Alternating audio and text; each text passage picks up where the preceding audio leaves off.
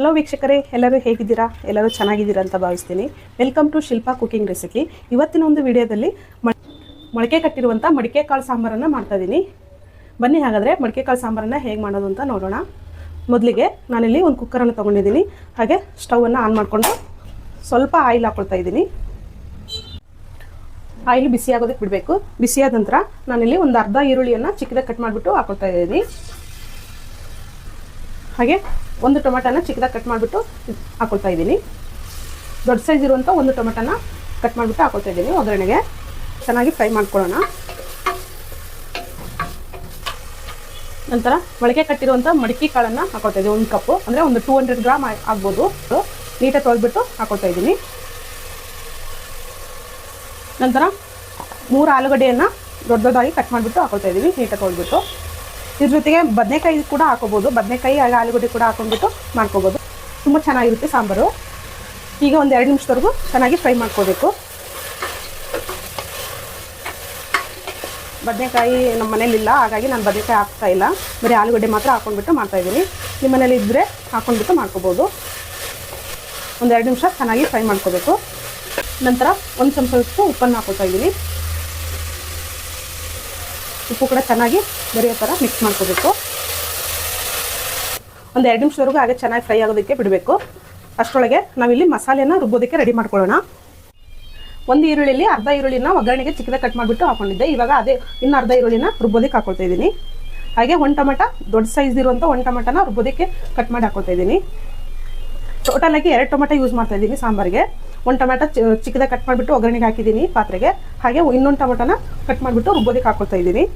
ನಂತರ ಒಂದು 8 ರಿಂದ 10 ಬೆಳ್ಳುಳ್ಳಿ ಹೆಸರನ್ನು ಹಾಕ್ಕೊಳ್ತಾ ಇದ್ದೀನಿ. ಹಾಗೆ 1 ಇಂಚಿನಷ್ಟು ಶುಂಠಿಯನ್ನು ಹಾಕ್ಕೊಳ್ತಾ ಇದ್ದೀನಿ. ನಿಮ್ಮ ಮನೇಲಿ ಶುಂಠಿ ಬೆಳ್ಳುಳ್ಳಿ ಪೇಸ್ಟ್ ಇದ್ದರೆ ಒಗ್ಗರಣೆಗೆ ಹಾಕ್ಕೊಂಡ್ಬಿಟ್ಟು ಫ್ರೈ ಮಾಡ್ಕೋಬೋದು. ಇಲ್ಲಾಂದರೆ ಈ ರೀತಿ ಬೆಳ್ಳುಳ್ಳಿ ಹಾಗೆ ಶುಂಠಿಯನ್ನು ರುಬ್ಬೋದಕ್ಕೆ ಹಾಕ್ಕೋಬೋದು. ನಂತರ 4 ರಿಂದ 5 ಚಮಚ ಆಗೋಷ್ಟು ಹಸಿ ಕೊಬ್ಬರಿಯನ್ನು ಹಾಕ್ಕೊಳ್ತಾ ಇದ್ದೀನಿ. ನಿಮ್ಮ ಮನೇಲಿ ಒಣ ಕೊಬ್ಬರಿ ಇದ್ದರೂ ಕೂಡ ಹಾಕ್ಕೊಂಡು ಯೂಸ್ ಮಾಡ್ಕೋಬೋದು.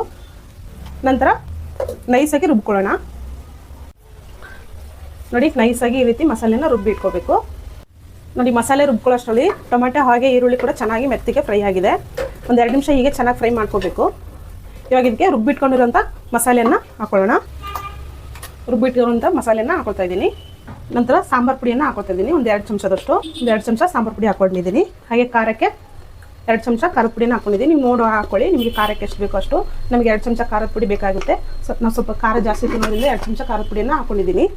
ನಂತರ ಒಂದು 1/4 ಚಮಚದಷ್ಟು ಅರಿಶಿನ ಪುಡಿಯನ್ನು ಹಾಕ್ಕೊಳ್ತಾ ಇದ್ದೀನಿ.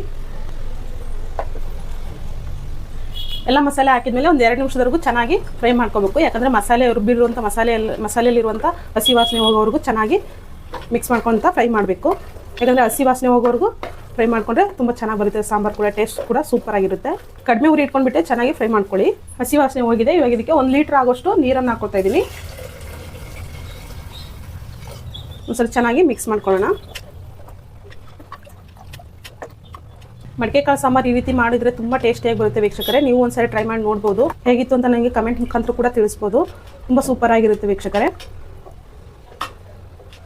ಇವಾಗ ಇದನ್ನ ಒಂದ್ಸರಿ ಚೆನ್ನಾಗಿ ಮಿಕ್ಸ್ ಮಾಡಿಕೊಂಡು ಒಂದು 2 ವಿಸಿಲ್ ಬರೋವರೆಗೂ ಕೂಗಿಸ್ಕೋಬೇಕು. ಒಂದು ಕುಕ್ಕರ್ ಮುಚ್ಚಳವನ್ನು ಮುಚ್ಚಿ ನೋಡಿ, ಕುಕ್ಕರ್ ಮುಚ್ಚಳ ಮುಚ್ಚಿ ಒಂದು 2 ವಿಸಿಲ್ ಬರೋವರೆಗೂ ಬಿಡಬೇಕು. ನೋಡಿ ವೀಕ್ಷಕರೇ, 2 ವಿಸಿಲ್ ಆಗೋದಕ್ಕೆ ಬಿಟ್ಟಿದ್ದೆ ಕುಕ್ಕರು. ಏರ್ ಕೂಡ ಹೋಗಿದೆ. ಇವಾಗ ಓಪನ್ ಮಾಡಿ ತೋರಿಸ್ತಾ ಇದ್ದೀನಿ.